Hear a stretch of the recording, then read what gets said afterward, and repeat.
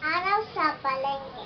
Ngayon araw na ito, maaga akong gumising. Inaantok pa ako na binihisan ako ni nanay. Sasama ko sa kanya. Araw ng palengke ngayon, makinig ka ng mabuti. Ang sabi ni nanay, humawak sa kanabik, ha? Para hindi ka mawala at hindi pwedeng magturo at papabili. Opo, nanay, pangako po. Ang sabi ko, tig-isa kami ni nanay ng payong. Ang payong ni nanay ay malaki at makulay.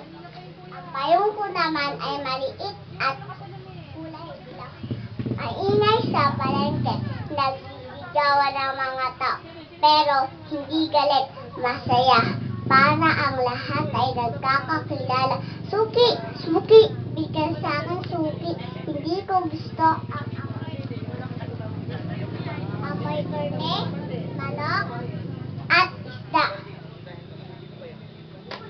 Bakit tilang tuwang-tuwa si nanay sa kakaamoy sa mga iyon? Mainit sa palengke at saka maputi. Kaya pala gusto ni nanay na maaga kami. Masikip ang palengke kapag magtatanghali. Mababait ang mga tendera sa palengke. Pinatikim kami ni nanay na kamisal-saring tinda. Pakwan, lansonis, at bibingka. Nila ang aking maliit na bayong ng iba't ibang bagay.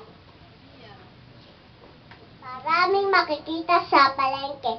May nakakatawa, may nakakatakot, at may magagandang bagay. Hay!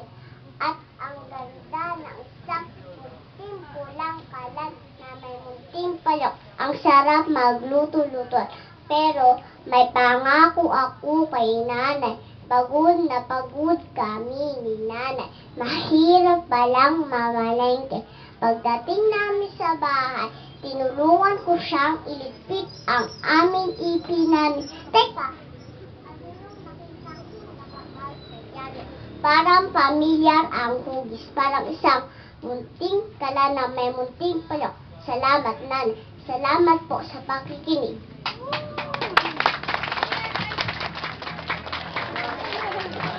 Give a round of applause for